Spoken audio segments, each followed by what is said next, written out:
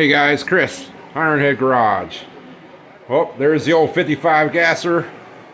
Yeah, too bad I couldn't be out driving that car, but there's snow outside, so not anytime soon.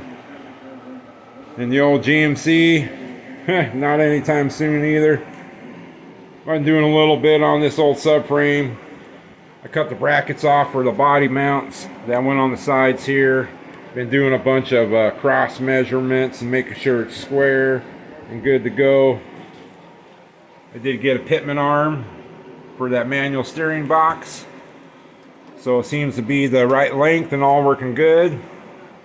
But I got a bad spindle on that side. I noticed the outside bearing had spun on the spindle, so that spindle's shot. You can't replace the spindle stud. You got to replace the whole spindle.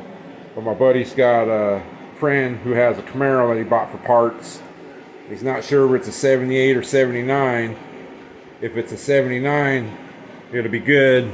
I'm gonna go get both spindles, both rotors, both calipers, so I'll have all that. But the 79 has a bigger outside bearing in it for the bigger modern wheels. 78 and older has a smaller bearing. So hopefully it's a 79. If it's a 78 and older, that's fine too, but it'll be better. I believe these are 11-inch brakes. The 79 with the 12-inch brakes, so it'd be better stopping power. So I'll be getting them hopefully soon.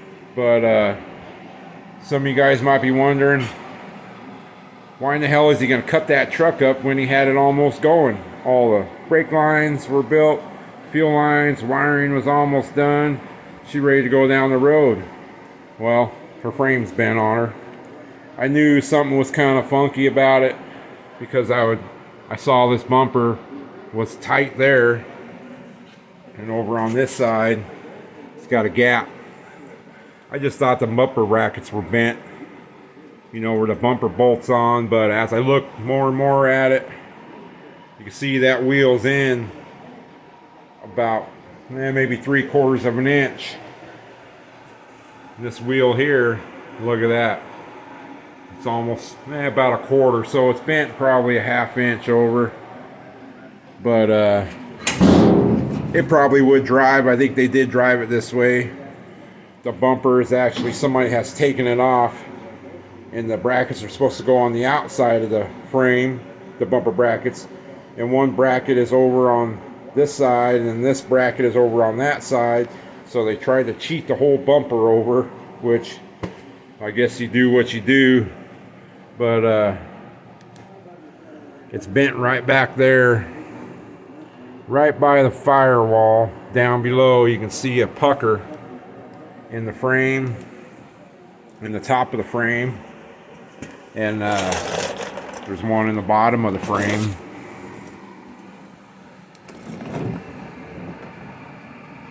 I never noticed this when I was under here, but see that right there? You can see it. Move the light back. It's bent upwards.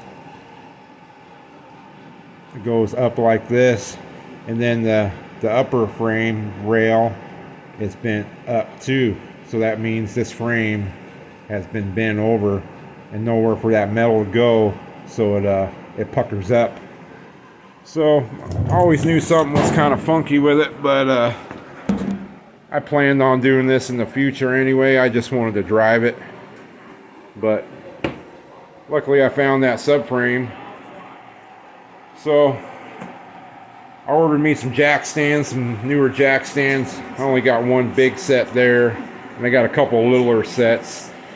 So before Christmas they should arrive, and I'll move this truck back and get the ass end all leveled out and get the front frame rails level.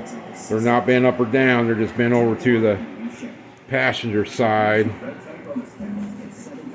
And then I'll start taking this whole front end apart. I've been lubing up all the bolts with PB Blaster. A couple of them were breaking, so I just let them all soak for a while. But I'm gonna get back on it. Did get my engine hoist out. Had to use it for the welder I got. I got a new welder. Well, new to me. I like old stuff anyway, so this is gonna be a killer. It's a MILLERMATIC 35 220 wire feed gas shielding welder. These were the shit back in the day, and if you got a good one, some of you guys probably know these are darn good welders. But came with the gas ball, so that's cool. It's got the regulator on it. Got the carbon dioxide bigger ball than my old little one over there, my little wire feed. But yeah, an old Miller even came with a good broken in pair of gloves. You guys know how hard a brand new pair of gloves is to weld with. But it's got a Tweco gun on it. And I just ordered a whole bunch of tips and a diffuser and some other stuff for it. It's got a .030 wire in it, so it should weld pretty good. I made this bracket here just the other day to hold this stinger cable. It's kind of drooping and wanting to crack the rubber here, so I just bent up a piece of metal and hooked it around the handle. So now it's nice and stout. But yeah, these are good old welders. It's been converted. You can't get parts for the original torch no more, so everybody puts these Tweco torches on them, and they're pretty damn good torch. It's got the regulator here for the gas. But yeah, pretty cool. I think it's heavy. Weighs about probably 250 pounds. Luckily it's got a good hook on here. And I use my cherry picker, get it out of the back of the truck. But yeah, we'll get going on this old truck again. Drive this damn 55 once springtime comes around. But I had to get me a cord for it. Got a 50 or 25 foot cord for it on eBay. I think it was like 70 bucks, 8 gauge. So she's nice and stout. That one only had a plug in about, I think it's like 6 or 7 feet, so it wouldn't reach all the way around the shop, but now it will for sure. So I want to let you guys know what's been going on. Waiting for them torch tips and stuff, then I can finish doing my emblem. I got it all super glued on the back. I'm gonna put a piece of metal like this on there and clamp it real tight, so when I start welding, those letters don't fall off. Then I'll be able to spot weld it, and then grind these real thin, the heads, and then weld some studs on there. And that guy I set on there like so. Yeah, it's gonna be pretty cool little project to do. But yeah, wish it was springtime already. Me and the old 55, we'd be out jamming on the highway. But time will come and we'll get this old truck going too. So figure I'll let you guys know what's going on. Wish you guys a Merry Christmas and a Happy New Year. It's coming pretty darn soon, so we'll probably see you after that when we get a little bit more done. Alright guys, I appreciate you always watching, all your guys' comments. Too cool.